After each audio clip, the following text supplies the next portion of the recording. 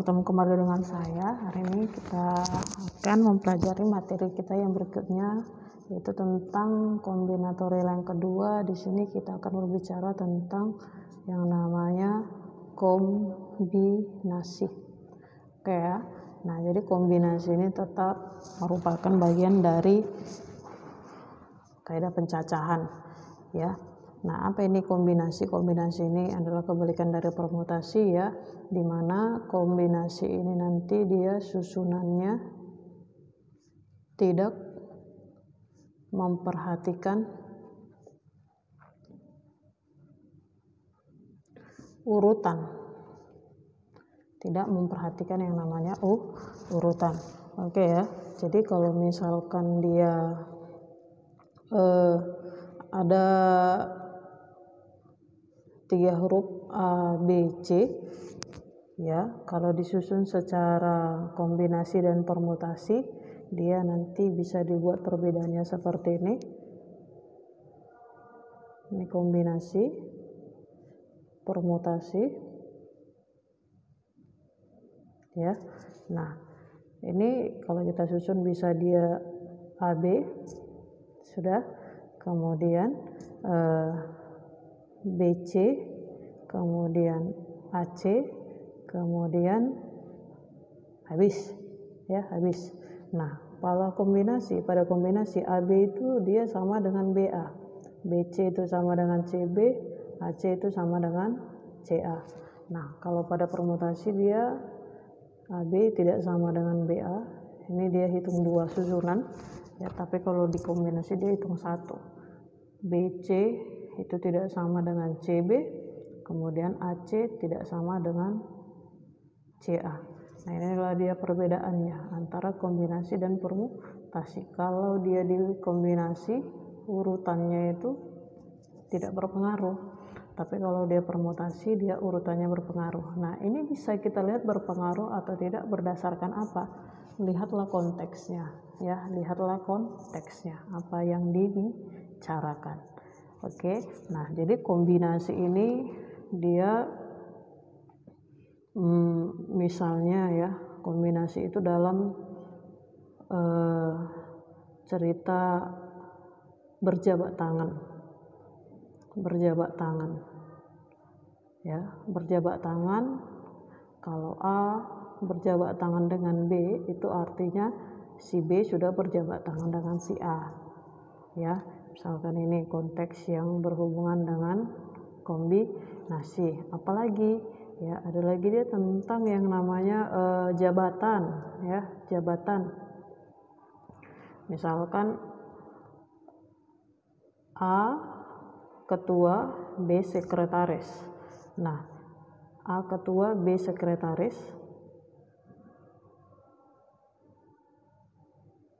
itu tidak sama dengan BA. Di sini artinya B tidak sama dengan B ketua, si A sekretaris. Oke, ini berarti masuk permutasi, ya.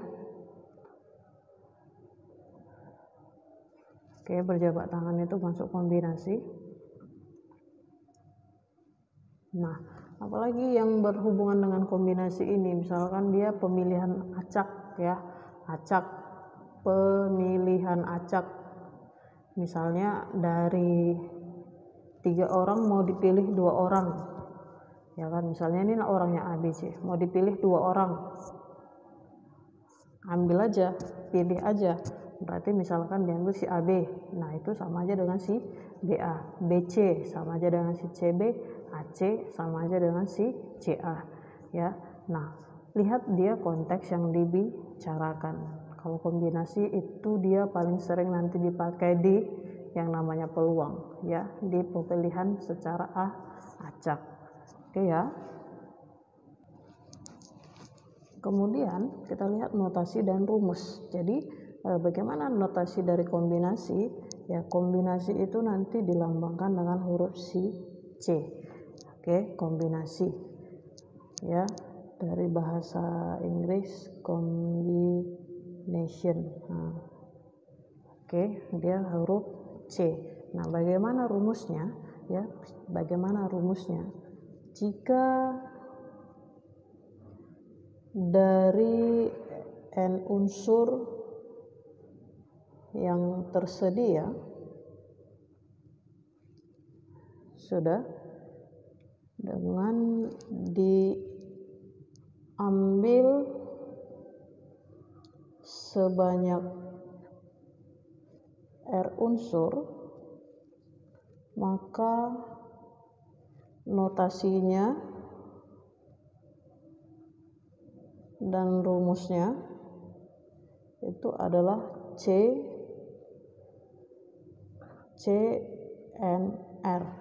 ya, CNR. Nah, kadang ada juga dia buat seperti ini CNR, nah itu pun sama. Oke, kadang bisa juga dibuat C dalam kurung N, R, nah itu pun sama. Oke, ini dia notasinya. Kemudian kalau dirumuskan CNR itu sama dengan N faktorial per N kurang R faktorial dikalikan lagi dengan R faktorial. Bedakan dengan permutasi ya. Di sini tetap N lebih besar atau sama dengan si R. Oke. Nah, misalkan kita ambil contoh sederhananya tadi.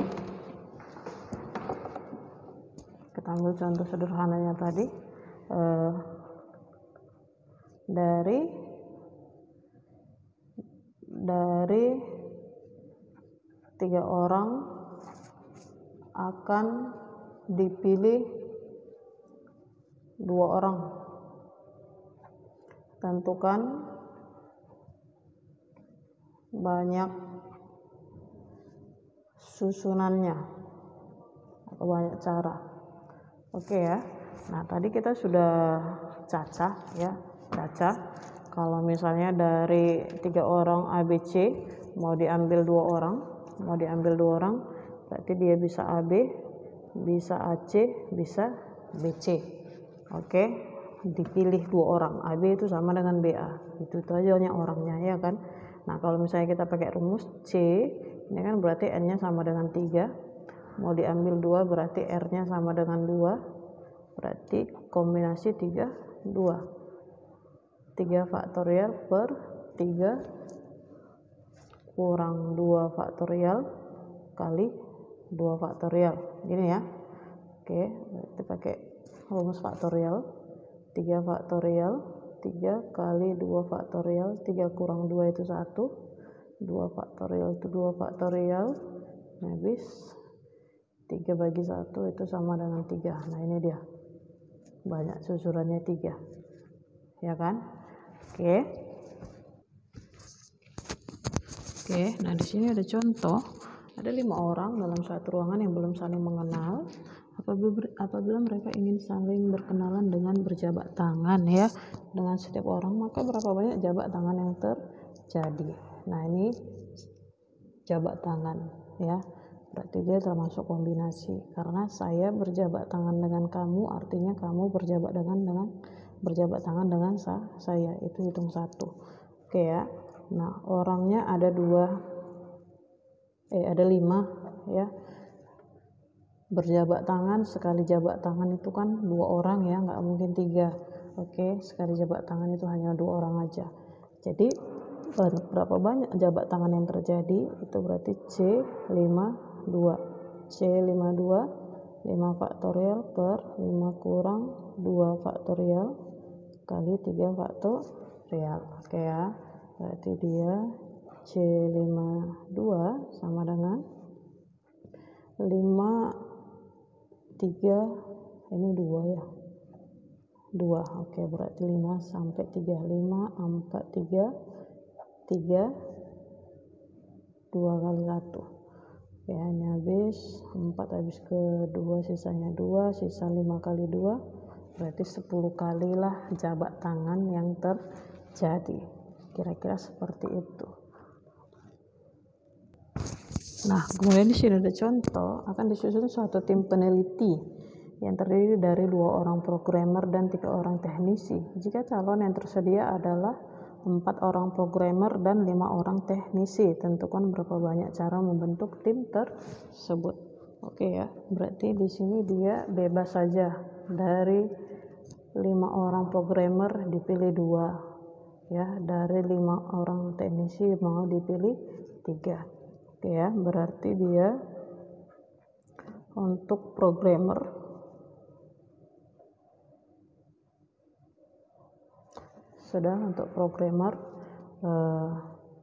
banyak orangnya ada 4, mau dipilih 2. Oke, kemudian teknisi banyak orangnya 5, mau dipilih 3. Oke ya, nah berarti ini C42, ini C53. Nah, karena dia bilang 2 orang programmer dan ya, kemarin kita sudah cerita kalau dan itu dia dikali ya, atau itu ditambah, berarti C42 kali C53, berarti 4 faktorial per 4 kurang 2 kali 2 faktorial kali 5 faktorial per 5 kurang 3 2 kali 3 faktorial. Oke ya, berarti 4 kali 3 kali 2 faktorial, 2 kali 1 2 faktorial kali 5 kali 4 kali 3 faktorial per 2 kali 1 kali 3 faktorial. Oke ya, bisa kau sederhanakan ya, habis 4 dibagi 2 3 faktorial habis, 4 dibagi 2 sisanya 2 kali 3 6 kali 5 kali 2 10, berarti dia ada 60 cara untuk membentuk tim tersebut. Baik, kemudian kita lihat tentang yang namanya koefisien binomial. Nah, ini adalah aplikasi dari konsep kombinasi pada bidang aljabar ya. Jadi di SMP dan SMA itu kalian sudah belajar mengenai penjabaran dari suku-suku pada aljabar. Oke ya, nah ini misalkan X tambah Y pangkat 0 ya, ini adalah suku yang berpangkat 0. X tambah Y pangkat 0 itu sama dengan 1 karena semua yang dipangkatkan 0 hasilnya 1. Kemudian X tambah Y pangkat 1 ini kalau dijabarkan dia X tambah Y. Kalau X tambah Y pangkat 2, nah ini kalau dijabarkan X kuadrat tambah 2XY tambah Y kuadrat. Nah ini didapat dari mana ya? Hasil mengalihkan secara manual ya, hasil mengalihkan secara manual. Kalau dia X tambah Y pangkat 2 berarti X tambah Y kali X tambah Y, X kali X, X pangkat 2, X kali Y, XY, Y kali X, XY, Y kali Y pangkat 2, X kuadrat, XY tambah XY, 2XY, Y pangkat 2, Y pangkat 2. Nah ini hasil mengalihkan manual. Jadi dari hasil mengalihkan manual ini, untuk lebih sederhananya ditemukanlah yang namanya konsep segitiga Pascal. Ini dia kan. Jadi dari segitiga Pascal ini bisa ditentukan koefisien ini 1 2 1. Nah, koefisien dari suku-sukunya. Oke ya. Nah, kalau segitiga Pascal itu dimulai dari X pangkat 0 itu 1, X tambah Y pangkat 1 di sini 1. Kalau X tambah Y pangkat 2 ya berarti di sini 1 tambah 1 2, ditutup lagi dengan 1. Oke, ini untuk pangkat sama dengan 0, ini pangkatnya sama dengan 1, ini pangkatnya sama dengan 2 ya. Kalau dia pangkatnya sama dengan 3, oke, dibuka 1 tambah 2 3, 2 tambah 1 3, ditutup 1. Oke, kalau pangkat 4 dibuka 1 tambah 3 4, 3 tambah 3 6, 3 tambah 1 4, ditutup 1. Ini untuk N sama dengan 4. Oke ya. Nah, dari bentuk penjabaran seperti ini ditemukan yang namanya segitiga Pascal biar lebih sederhana ya, bisa diteruskan. Tapi dari sini bisa juga dilihat bahwa ini pun tidak efektif. Jadi ditemukanlah konsep yang lain namanya konsep koefisien binomial. Dia menggunakan yang namanya konsep kombinasi ya. Jadi di koefisien binomial itu ditentukan bahwa kalau penjabaran dari X tambah Y pangkat N itu bisa ditentukan dari kombinasi N, 0 sudah X pangkat N ditambah kombinasi N, 1 X pangkat N kurang 1 kali Y pangkat 1 ditambah kombinasi N, 2 sudah X pangkat N kurang 2 kali Y pangkat 2 ya. Demikian seterusnya sampai dia kombinasi N, K dari X pangkat N kurang K kali Y pangkat K. Oke, nah yang panjang ini pun disederhanakan lagi ya, disederhanakannya dia dengan sigma K sama dengan 0 sampai N ya, dari C N, K kali X pangkat N kurang K kali Y pangkat K. Nah ini dia. Oke, jadi ini pun setara dia dengan kombinasi N, N. Udah panjang ya, iya panjang, namanya juga menjabarkan yang memang panjang. Oke, nah berdasarkan penjabaran yang ini bisa kita lihat bahwa kalau dia hasil penjabarannya itu pasti dia lebih satu dari pangkatnya ya. Kalau X tambah Y pangkat 2 ya, kalau dijabarkan dia ada 3 unsur. Nah unsur-unsur ini namanya apa? Namanya suku, disebut suku. Ini suku pertama, suku kedua, ini suku ketiga. Oke, jadi kalau dia pangkatnya 3 sukunya ada 4. Kalau pangkatnya 4 sukunya ada 5, kalau pangkatnya 6 sukunya ada 7, demikian seterusnya. Pasti dia lebih satu dari pangkatnya. Oke ya, mari kita lihat contohnya. Jabarkanlah 3X kurang 2 pangkat 3.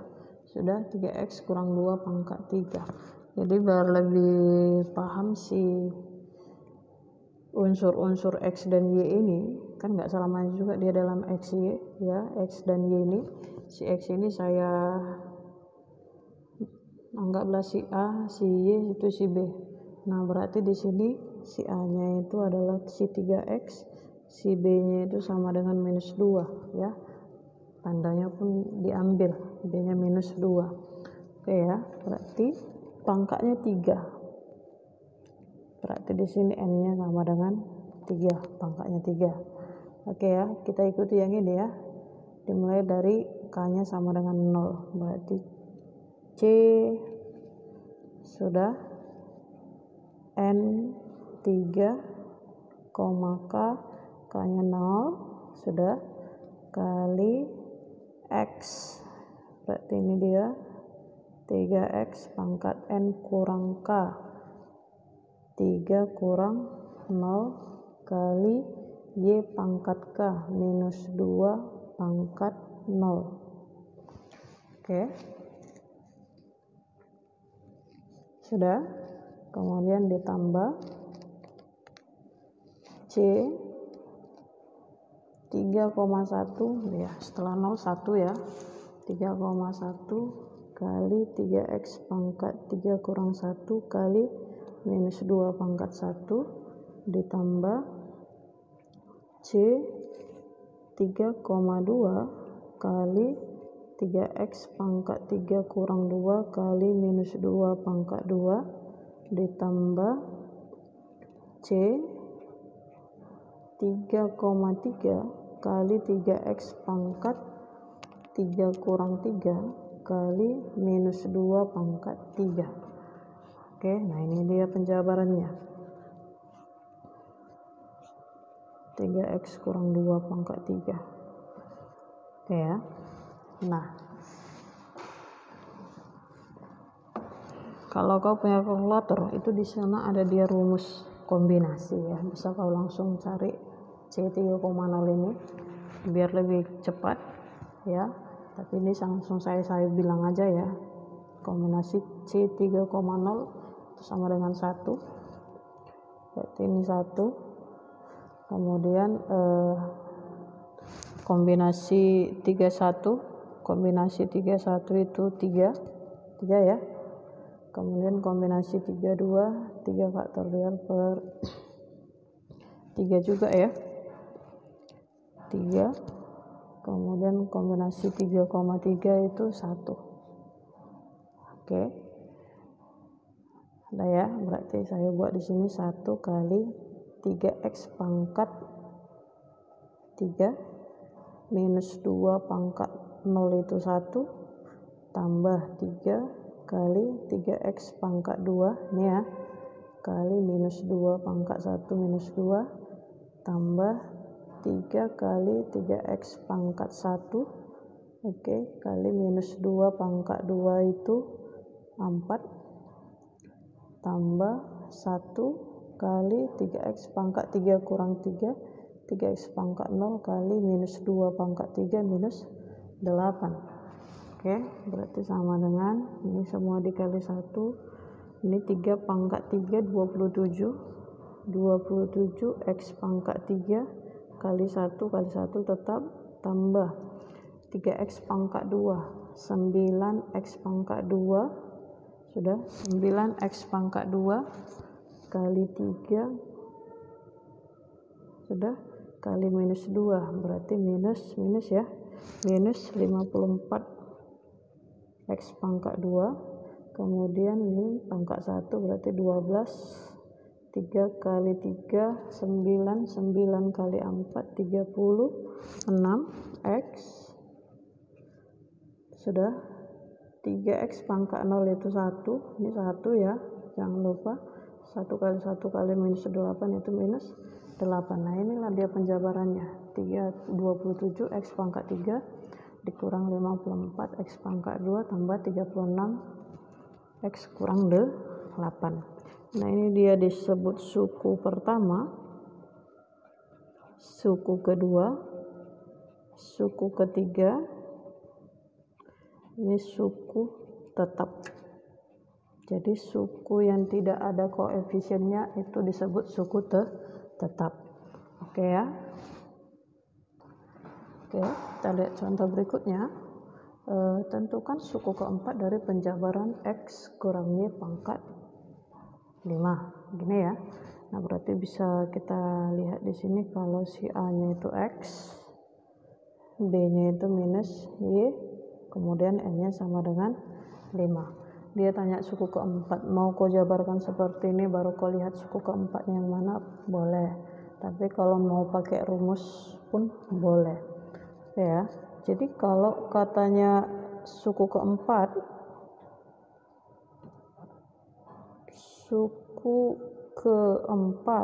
itu berarti dia K-nya sama dengan 3. Oke, misalnya seperti inilah kita lihat. Ya, suku pertama K-nya 0. Suku kedua K-nya 1, suku ketiga K-nya 2. Jadi kalau suku keempat itu K-nya 3. Ya, berarti bisa langsung kita cari C 5,3 ya kan, hanya 5 K-nya 3, A-nya itu X pangkat 5 kurang 3 kali B minus Y pangkat 3 ya, berarti C53 itu berapa, minus 10 ya, 10 ya, C53 itu 10, berarti 10 kali X pangkat 5 kurang 3 itu 2 minus Y pangkat 3 itu min Y pangkat 3, kalau dikalikan dia minus 10 X kuadrat Y pangkat 3. Nah, inilah suku keempatnya. Oke ya. Nah,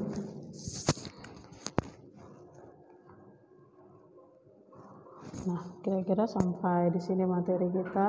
Terima kasih atas perhatiannya. Bye-bye.